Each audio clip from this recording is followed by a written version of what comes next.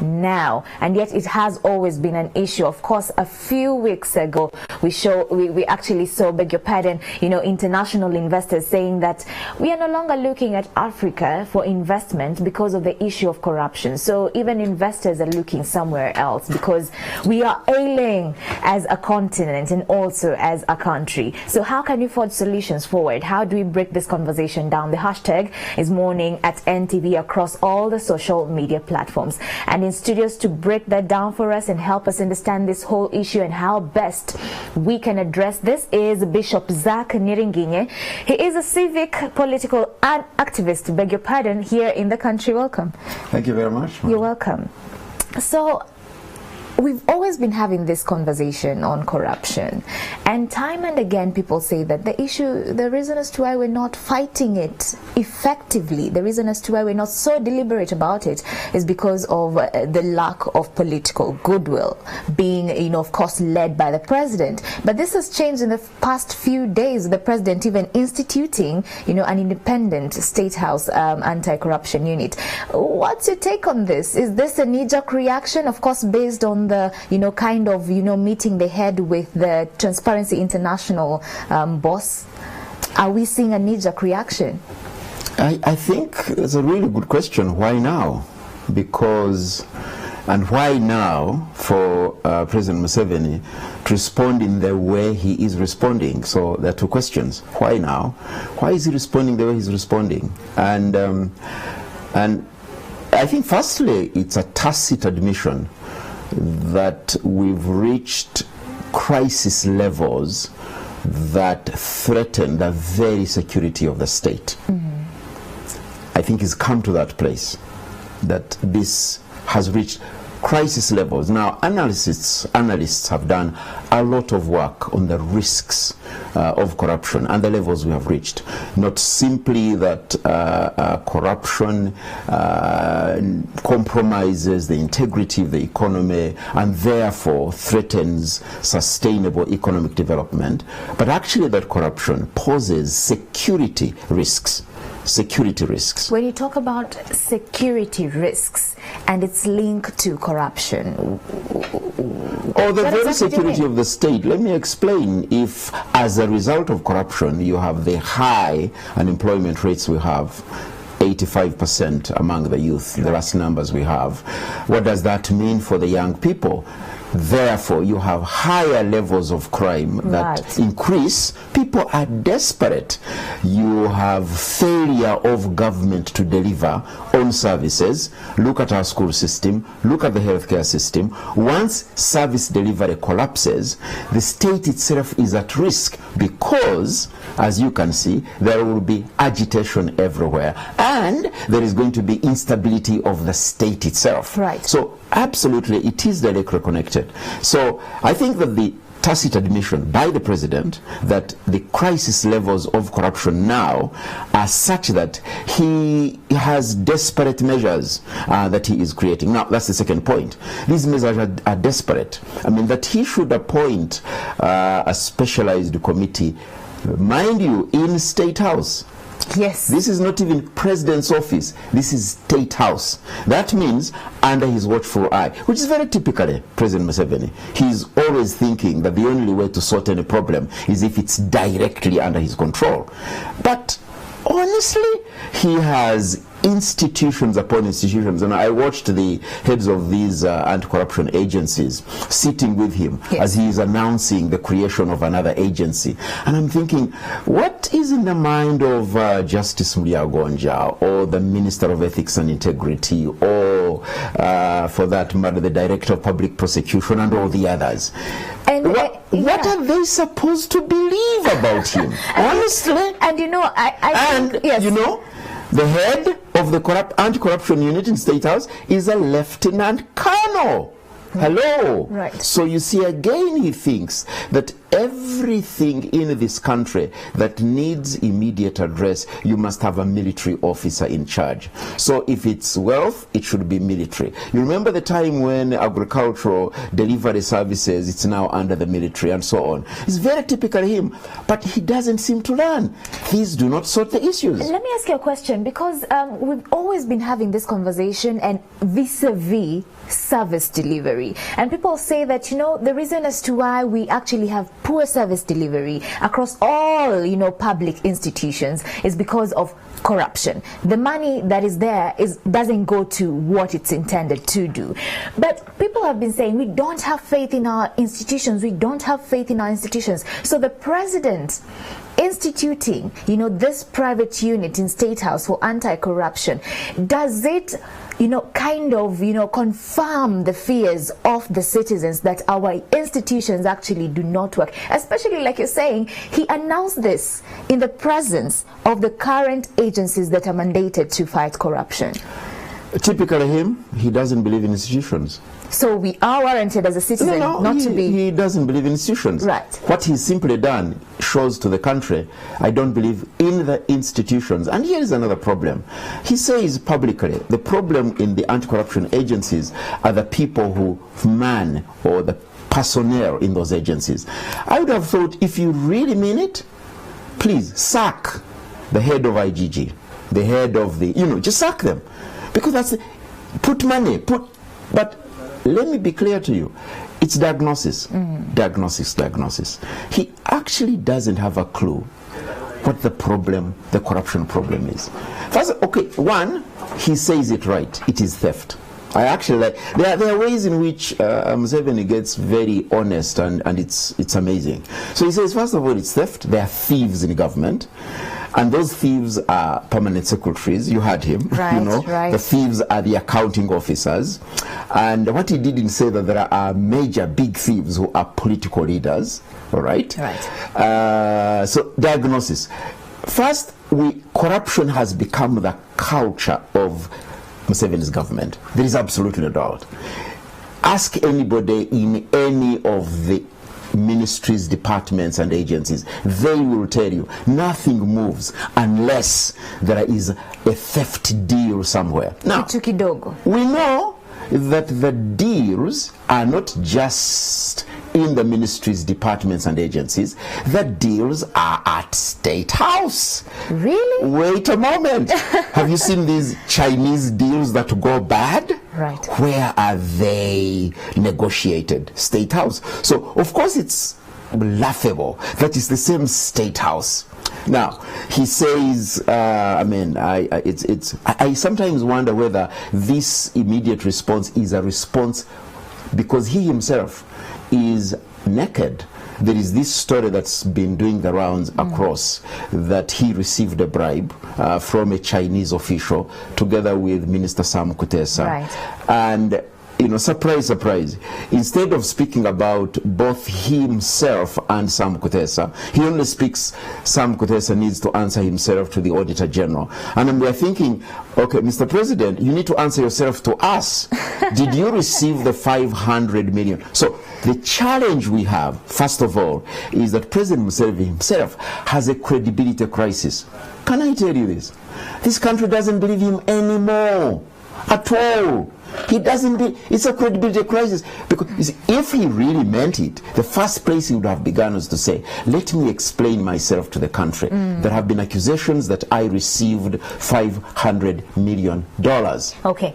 Is it 500 million or is it, no, $500,000 million. Yes. So the credibility crisis. But the credibility crisis of our president is not just about the corruption crisis, it's a leadership crisis. Okay. This country is faced with a massive leadership crisis right from the top. And I want us to take a look at these particular bites, and we'll play them back to back. Of course, a few years ago, we saw the same corruption issue being addressed, and the president actually called for the confiscation of property of, individuals, leaders who are found guilty of corruption. And then yesterday, he also, a few days ago, yesterday as well, and he said that, we need to have accountability systems, hence the State House unit.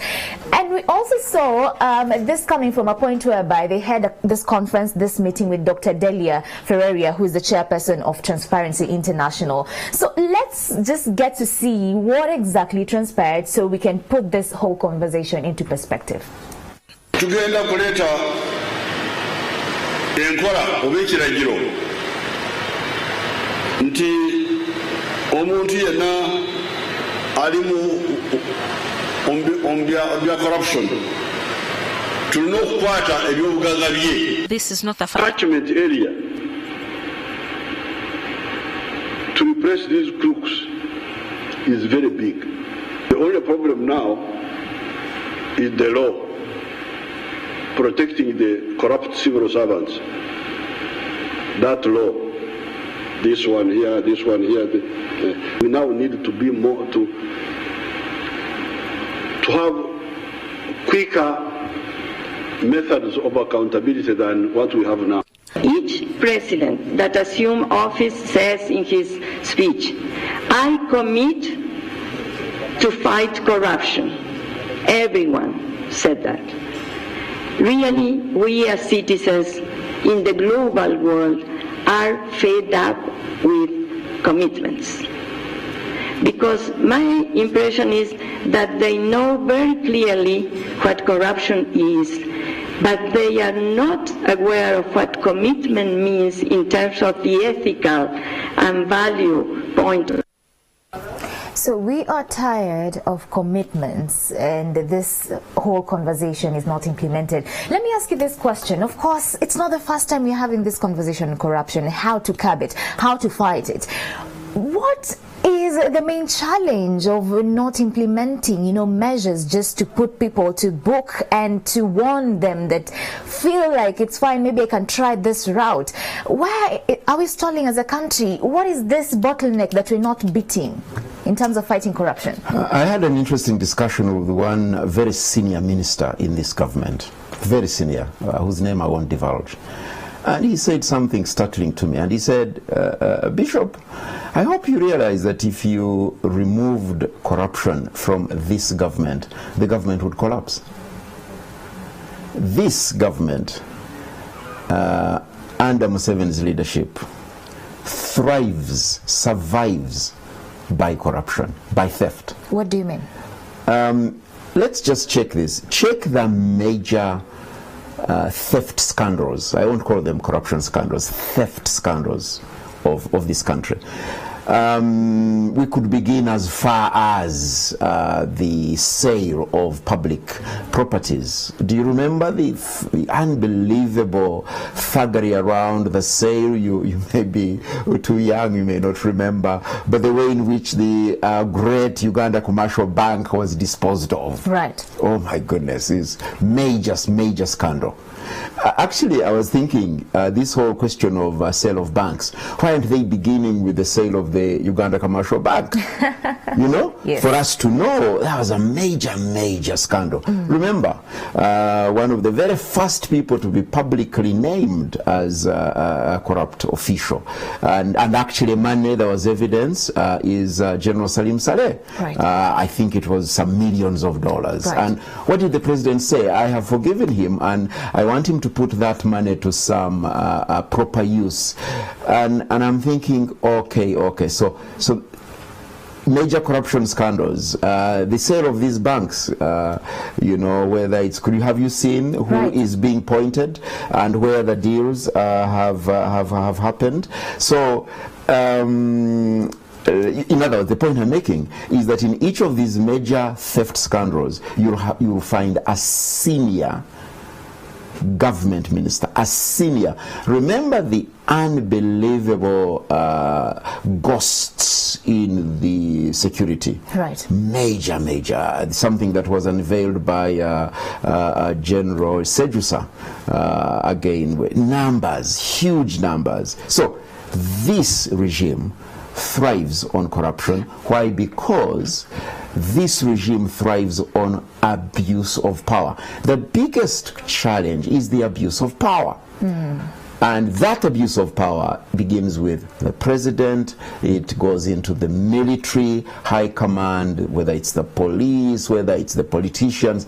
I am here, what you may not know and people have forgotten, is that I was actually, my first experience of a police cell was, it's now about 6 years ago, when I was simply distributing an anti-corruption newsletter that was simply saying there are thieves in government and there is a crisis we must address. And you should have seen the speed of my arrest and detention in jail for fighting corruption. Why? Because I was threatening the very foundations. The accusation against me was inciting violence. If you see the way in which the police deals with those who have dissenting views, abuse of power, the levels with which President Museveni abuses power. Remember, Lusanja residents, they are evicted. What does the president goes there? And I mean, I thought he has officers. So the president himself has actually become our biggest problem in being able to fight corruption. But, and this very action. Right. Let me ask you this, because when, for example, I'm a civil servant and I choose to go the corruption route, I'm given this monies, I put them, like you call it, it's theft. I choose to take the route of theft. Is it not me who is supposed to be blamed? Is it the government I work for? Because what the president was saying, especially when it comes to the agencies that are mandated to fight corruption, IGG, of course, the Ethics and Integrity Minister, what he was saying is that these agencies have been infiltrated with Kawukumi, weevils. So is it the state, is it the government that is involved, or it's the specific individuals that need to be dealt with and all this blame put onto them? There are individuals, no doubt. Right. And they must be held accountable and responsible. So they have no direct link with the state? No, wait a moment. But corruption is, as I said, theft is a culture. It is a culture. It's a way in which the Museveni NRM government survives. So that means, you know, I don't know whether you saw this joke going around. President Museveni directs that any government officials for whom there is suspicion, stolen property, stolen money, their property must be confiscated, as we say. And somebody, I think it was in the Monitor, that means the property of this government should be confiscated because it's a corrupt government from top. So, you see, the theft problem in this country is a political problem. It's about the abuse of power. And once we understand that, so yes, by the time a president admits it's permanent secretaries, what he didn't say, it's it's the political class that he leads and what happens in State House. So frankly, what this country needs to be bold about is to say, this country is being led by thieves. Let's deal with the thieves. Let's deal with a regime that has become a thief. And the evidence is overwhelming. The regime that has become a thief because of the people under it. The people who lead it. The people who lead it. You see, leadership creates culture. Leadership creates culture. Let me ask you this. We have a regime, like you're saying, that is totally corrupt, led by corrupt officials, them that are thieves, like you call them. So at the end of the day, when they involve themselves in corruption, who at the end of the day benefits? Is it the individuals or the state? In terms of, like you're saying, the current government thrives on corruption. So who exactly benefits? All right. It's first and foremost, the primary beneficiary is President Museveni, the first beneficiary. Have you seen the biggest constant for the last 35 years in the political system of this country? The constant is President Museveni. Clearly, he's the biggest beneficiary. How? Oh, he's stayed. Have you noticed how every election is contested as having been stolen? It begins with the stealing of elections. The contestation is public.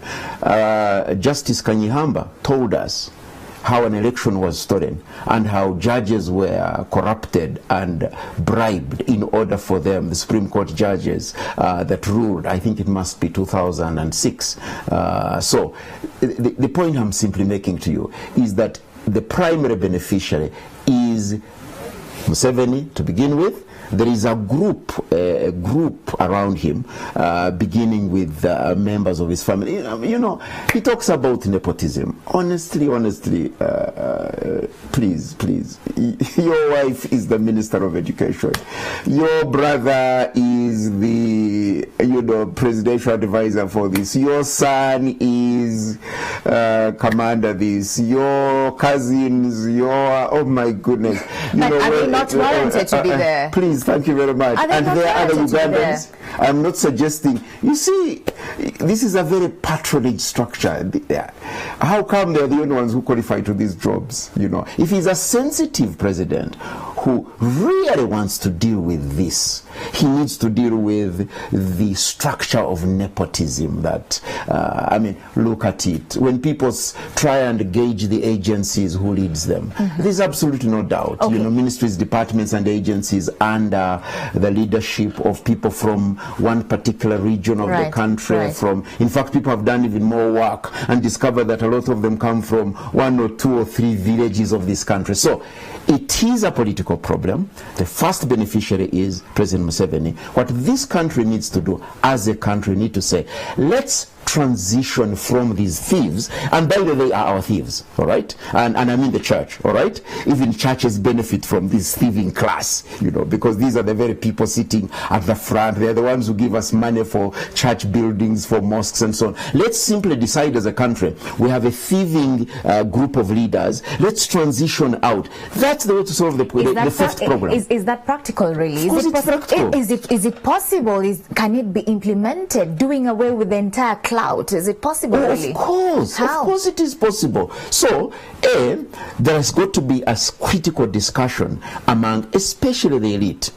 Now, I should say this, having talked about the primary beneficiaries also, but there is also an elite, the group that sends their children to international schools, the group that drive, Harriers and, some comfort. They have nice homes in Kiwatule, Nadia, and so on. That group, there's a pseudo sense of comfort, and they're really doing nothing. They don't realize, because they send their kids to Kampala parents and so on, not realizing that you have over 80% of the kids in this country completely perishing in a system created by this corrupt machinery called universal primary education. Let me ask you a question as you come to a close. Unfortunately, we're running out of time. Like you're saying, we need to change the entire cloud. That's number one. The other thing you're saying, that we need to make sure that systems do work. But where do we start practically? Where do we start in terms of fighting corruption? Let's say number 3. Yes. Every one of us must do their bit where they are. Wherever each one of us is. Pastors, bishops, when you preach and those corrupt officials are in the pew, please tell them to speak. The head teacher in their school, the university, So I call upon the youth. I call upon the youth to rise against these leaders who steal. And the evidence is overwhelming. We have the numbers. So, for example, right now, as a country, rather than just listening to the diatribe, the conversations, the speeches of President Museveni, let's demand from him, all of us as a country. First of all, before you say anything to us, tell us, did you take the $500,000 or didn't you? It sounds very simple, but please tell us. Okay. Simple. So if we hold, as citizens, wherever we are, whatever our location, we hold leaders accountable. All right. But secondly, we also do our work well. We commit and do work. We shouldn't be thieves wherever we are. Yeah. And point out, so let's work to creating a different culture because someone once in the said, spaces where we are. Because someone once said, as we come to a close, that we are all corrupt as a citizen. We are all corrupt. In our own small spheres, we are all corrupt because somehow we will pay something small to get out of a situation or just to gain favor in the wrong way. But the only difference is that, yes. It is true. We are a corrupt society. Yes. It is true. Corruption is become the way of delivering anything, public goods and public services. Why? Please, this is important. Leadership creates culture. Okay. Leadership creates culture.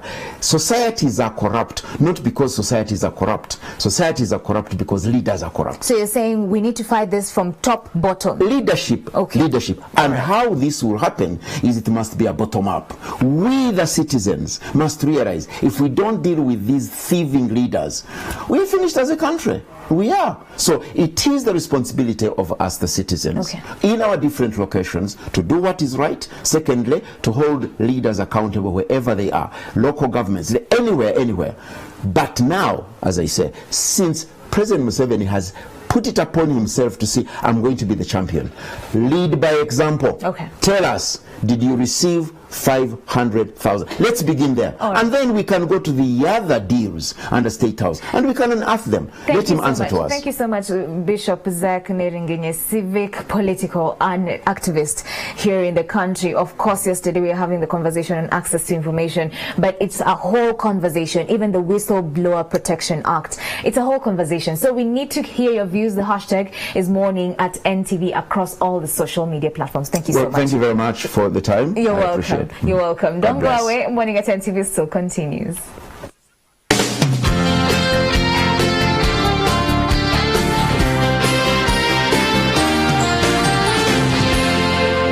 You're watching Morning at NTV. Bonus ya butundu atano ku buli kikumi. Kyogamba bwengula GBM eya data bulijjo nga nkosa Airtel Money njafuna bonus ya MB za 5 ku bwerere. Bonus ya butundu atano ku buli kikumi ku data bukozesa Airtel Money. Kozesa Airtel Money lero okugula data bundles ufunirewo bonus